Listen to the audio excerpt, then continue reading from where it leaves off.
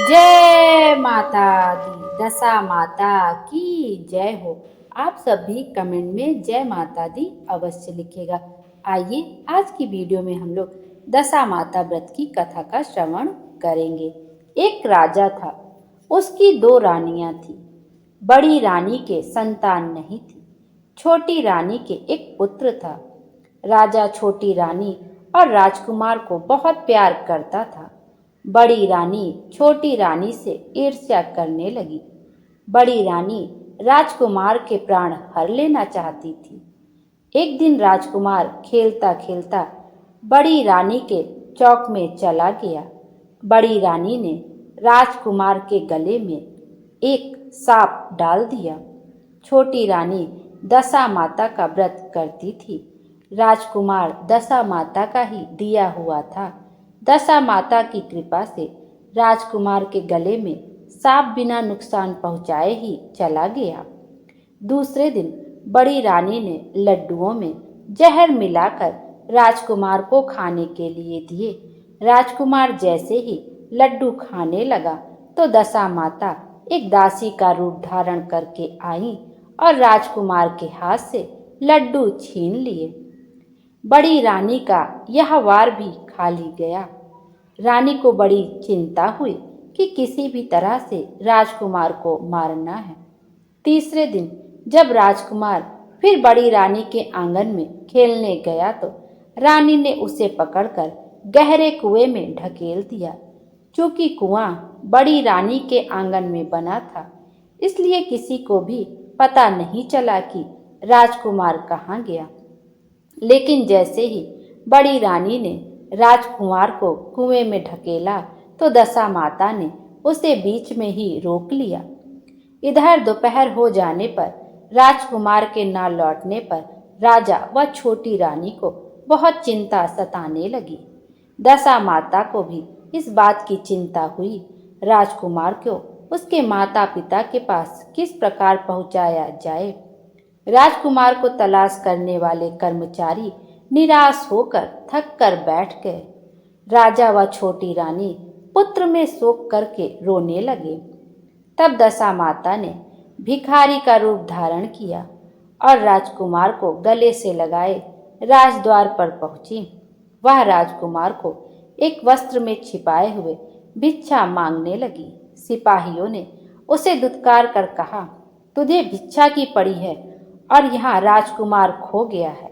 सारे लोग दुख और चिंता से व्याकुल हो रहे हैं। इस पर दशा माता बोली, भाइयों, पुण्य का प्रभाव बड़ा ही विचित्र होता है।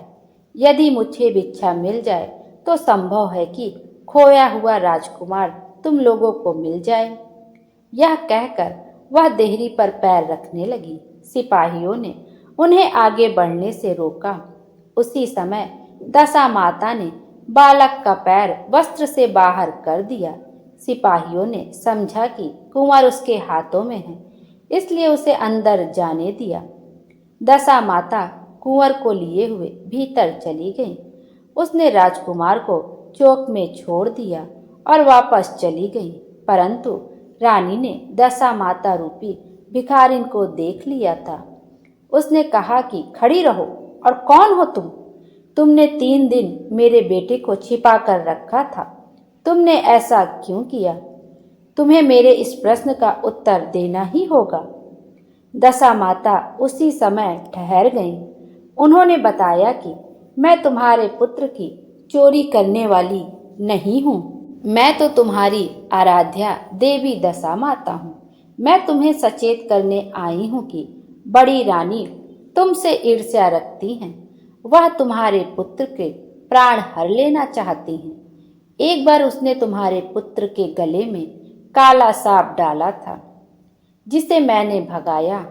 दूसरी बार उसने इसे विष के लड्डू खाने को दिए थे, जिन्हें मैंने उसके हाथों से छीन लिए थे। इस बार उसने तुम्हारे राजकुमार को अपने आंगन के कुएं में ढकेल दिया था और मैंने इसे बीच में ही रोककर रक्षा की है। इस समय मैं तुम्हें भिखारिन के वेश में सचेत करने आई हूँ। यह सुनकर छोटी रानी दशा माता के पैरों में गिरकर क्षमा याचना करने लगी। छोटी रानी विनती भाव से बोली, जैसी कृपा आपने मुझ पर दर्शन देकर की है, मैं चाहती हूँ कि आप सदैव इस महल में निवास करें। मुझसे जो सेवा पूजा होगी मैं करूँगी। इस पर दशा माता बोली कि मैं किसी घर में नहीं रहती। जो श्रद्धा पूर्वक मेरा ध्यान स्मरण करता है, मैं उसी के हृदय में निवास करती हूँ। मैंने तुम्हें साक्षात दर्शन दिए हैं, इसलिए तुम सुहागिनों को बुलाकर उन्हें यथाविधि आदर सत्कार के साथ भोजन कराओ और नगर में ढिंढोरा पिटवा दो कि सभी लोग मेरा डोरा लें और व्रत करें। इतना कहकर दशा माता अंतर ध्यान हो गई। रानी ने अपने राज्य की सौभाग्यवती स्त्रियों को निमंत्रण देकर बुलाया और उपटन से लेकर शिरोभूषण श्रृंगार कर उनकी यथाविधि सेवा कर भोजन करवाया और दक्षिणा में गहने आदि देकर विदा किया। रानी ने अपने राज्य में ढिंढोरा पिटवा दिया कि अब से सब लोग दशा माता का डोरा लिया करें। बोलो दशा माता की जय। आइए अब दशा माता की दूसरी पौराणिक कथा का श्रवण करते हैं। एक राजा नल थे। उनकी दमयंती नाम की रानी थी।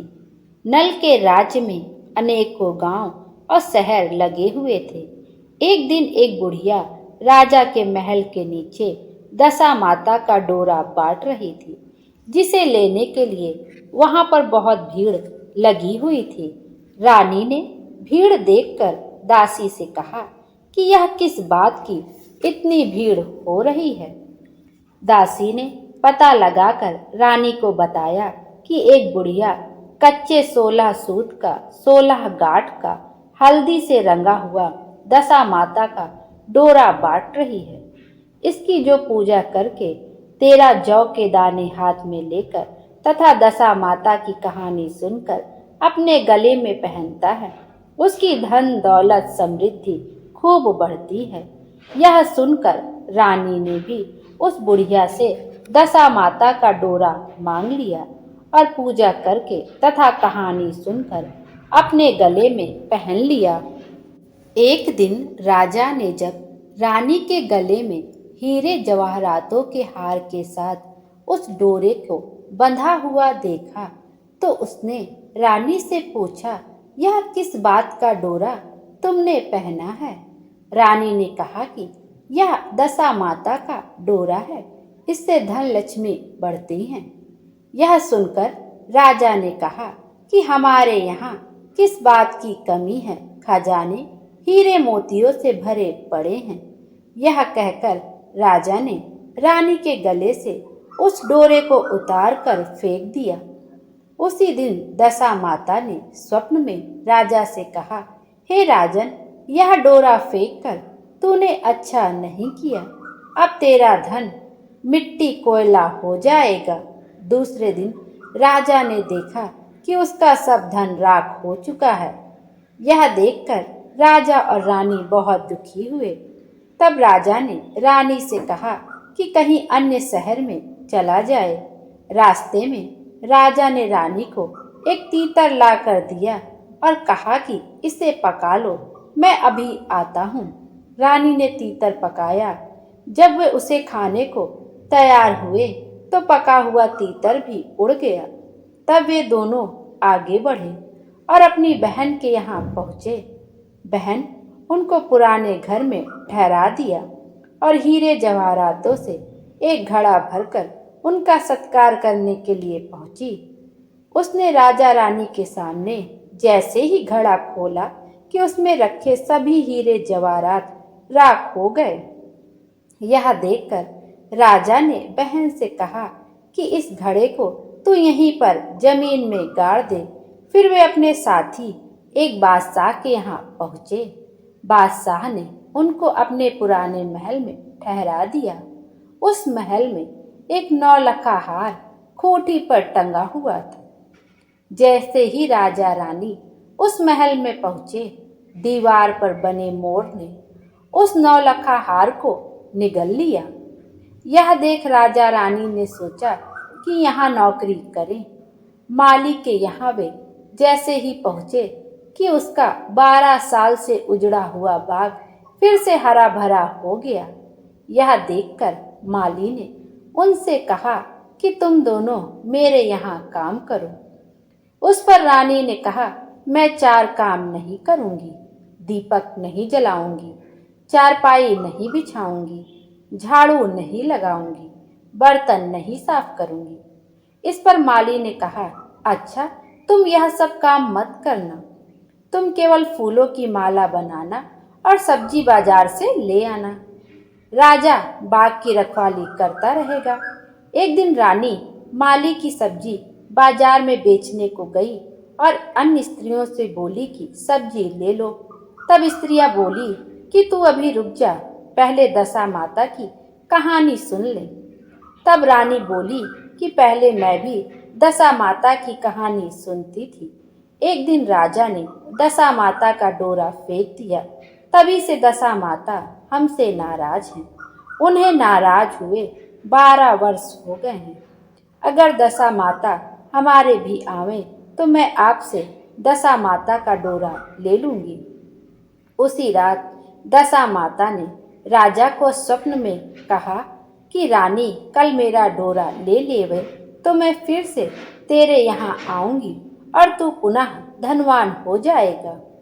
दूसरे दिन रानी ने दशा माता का डोरा ले लिया और अपने शहर की ओर चल दिए। दशा माता ने राजा को और माली को खूब धन दिया। अब राजा रानी राज्य को चल दिए। आगे चलकर राजा बादशाह के पुराने महल में पहुंचा और वहां जाकर देखा कि हार उसी खूंटी पर टंगा हुआ है। तब बादशाह से बोला, यह लो अपना हार, जिससे मेरे सिर का कलंक छूटे। इसके बाद फिर वे राजा रानी अपनी बहन के घर पहुंचे और उस रात गड़े हुए घड़े को जमीन से निकाला तो देखा कि उसमें हीरे जवाहरात भरे हुए हैं।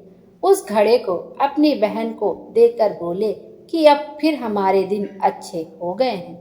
इसके बाद वे तालाब के पास पहुंचे तो जो पका हुआ तीतर उड़कर गया था वहीं पड़ा हुआ मिला।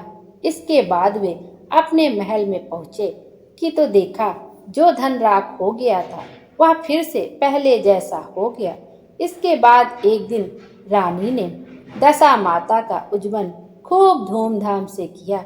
हे दशा माता, जैसे आपने राजा को धन दिया वैसे सबको धन दौलत देना, सबको सुखी करना। जय हो दशा माता की जय। सबकी मनोकामना पूरी करना और सबके जीवन को खुशियों से भर देना। Thank you.